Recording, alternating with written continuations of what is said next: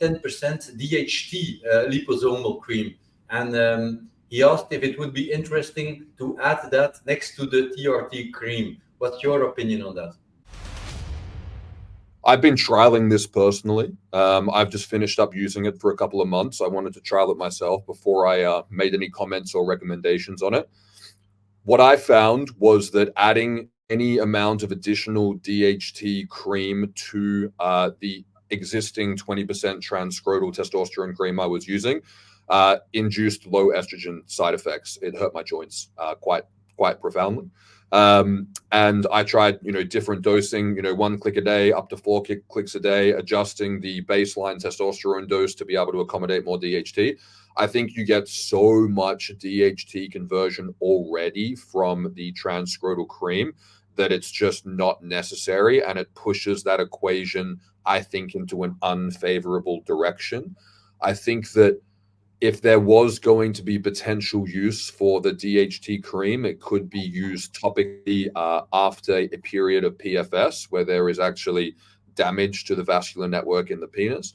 The studies on DHT cream topically at the moment, the only one that's been done topically on the penis was regarding micropenises during development to help achieve proper growth with that. So I think theoretically it may help and apply to guys who've had PFS.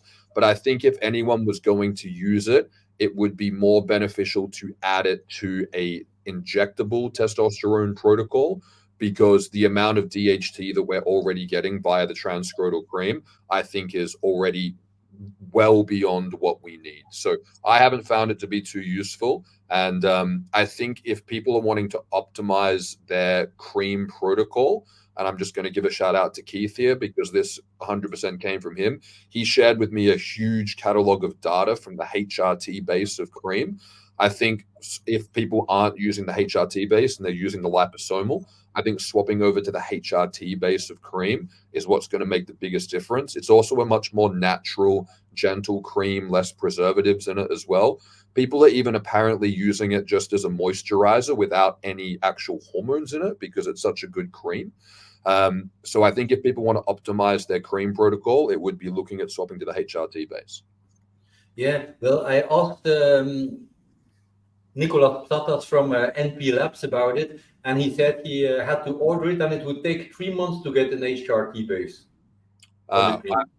I'm hoping that with the clinic that I'm setting up, that we will have such a high demand for it that we will make it worthwhile for him to have it available all the time. Because the liposomal cream is great. I mean, we probably both use the same liposomal product from NP Labs.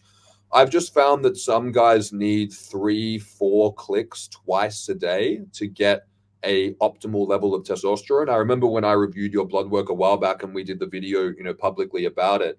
A lot of guys are needing double that dose that you're using to get those levels with the liposomal, but then when they use the HRT base, they don't need that.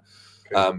Keith showed me some fantastic results where guys were getting astronomical numbers and having to reduce to just 1 click twice a day to get into that sweet spot that we like to sit in. So, hopefully that's something that they're going to make readily available, because I think that we're going to have quite a big demand for it for them.